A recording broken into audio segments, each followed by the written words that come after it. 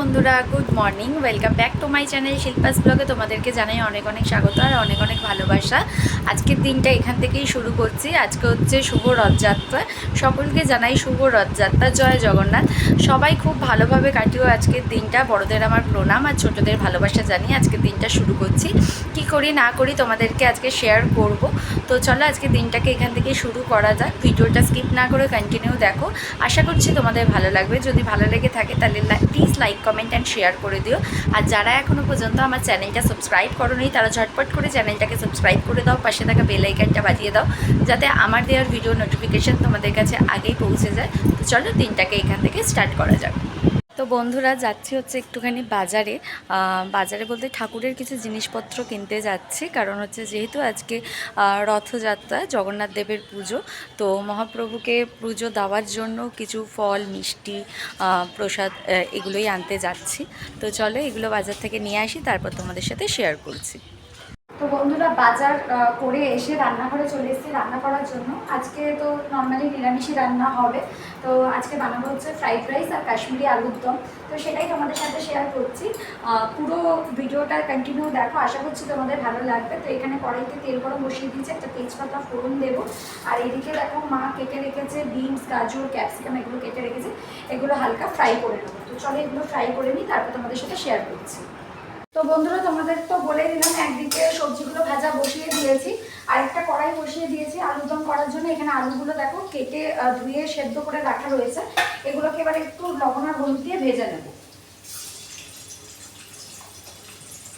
আলুগুলোকে একটু ভেজে নিলে কি বলো তো ভালো লাগে। অনেকে আছে সেদ্ধ আলুর মশলা বসিয়ে দিয়ে দেয়, না আমাদের বাড়িতে আবার ওটা হয় না। আমাদের বাড়িতে ওই তোমার আলুটাকে একটু ভেজে নিতে হয়। এইটাকে একটুখানি ভেজে নিই আলুগুলোকে। আর মশলা তৈরি করে রেখেছি, তোমাদের সাথে শেয়ার করছি মশলাটা। এবার দেখো এখানে সবজিগুলো ভাজা হয়ে গেছে। একটু নয়েজটা আসবে কারণ বাইরে প্রচণ্ড জোরে বৃষ্টি নেমেছে। আর দিয়ে দেবো হচ্ছে পরিমাণ মতো চিনি। যেহেতু ফ্রাইড রাইস, সেই জন্য একটু চিনির পরিমাণটা বেশি দেবে। আমি আমার আন্দাজ মতো দিয়ে দিলাম। জানি না তোমরা কোনটা শুনতে পাচ্ছ। তো দেখো এখানে মিষ্টিটা দেওয়ার পরে চিনিটা গলেও গেছে।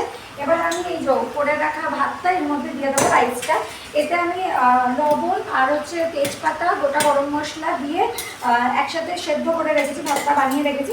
এবার এই ভাতটা একে একে দিয়ে দেবো, দিয়ে এটাকে একটু ভালো করে মিক্সড করতে হবে। এবার লবণটা তোমরা তোমাদের আন্দাজ মতন দিয়ে দেবে। আমি সেদ্ধ করার সময় লবণ দিয়ে দিয়েছি। এটা দিয়ে দিয়ে তারপর তোমাদের সাথে শেয়ার করছি।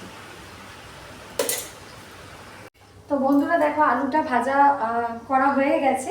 এবার কাশ্মীরি আলুর দমটা বানাবো। এখানে তেল গরম করতে দিয়েছি অল্প একটু। যেটা আলু ভাজা করেছি, আলু ভাজার তেলটার মধ্যে অল্প একটু তেল দিয়েছি, তেলটা একটু কম মনে হচ্ছিলো তাই জন্য। এবার দিয়ে দিলাম হচ্ছে গোটা জিরে ফোড়নে।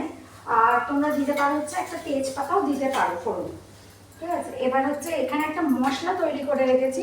তো মশলাটার মধ্যে রয়েছে হচ্ছে কাজু বাদাম, কিশমিশ, পোস্ত, টমেটো, আদা, ঠিক আছে। এই মশলাটা একসাথে পেস্ট করে রেখেছি। এটা দিয়েই আজকে কাশ্মীরি আলুর দমটা বানাবো। আর এদিকে দেখো এই দিকে কড়াইতে ফ্রাইড রাইসটা একটু দমে বসিয়েছি। আমি এরকমভাবেই বানাই, তোমরা তো এর আগেও দেখেছো। আর যদি তোমরা আবার ফির রেসিপিটা দেখতে চাও তো আমাকে কমেন্ট করে জানিও, আমি ফুল রেসিপিটা তোমাদের সাথে শেয়ার করে দেবো। তো এখানে হয়ে গেছে। এবার এই মশলাটা এর মধ্যে অ্যাড করে দেবো।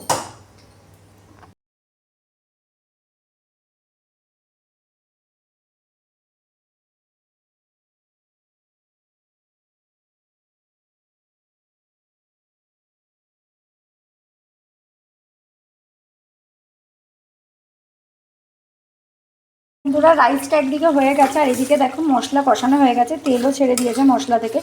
যেহেতু কাশ্মীরি আলুর দম সেই জন্য একটু লাল লাল ধরনের হবে। আর এখানে দেখো আলুটা যেটা ভেজে রেখেছি, এই আলুটা এবার এর মধ্যে অ্যাড করে দেবো, দিয়ে এটাকে একটু ভালো করে কষিয়ে নেব। বন্ধুরা দেখো আলুর দম একদম পুরো রেডি হয়ে গেছে, কাশ্মীরি আলুর দম।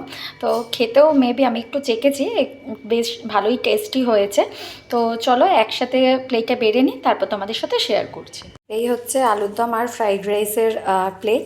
তো কেমন লাগলো অবশ্যই কমেন্ট করে জানিও। আর ফুল রেসিপি দেখতে চাইলে কমেন্ট করো, আমি তোমাদেরকে অন্যদিন ফুল রেসিপির ভিডিও দিয়ে দেব। তো কেমন দেখতে হয়েছে অবশ্যই জানিও। তো চলো লাঞ্চটা করে নিই, তারপর তোমাদের সাথে কথা বলছি।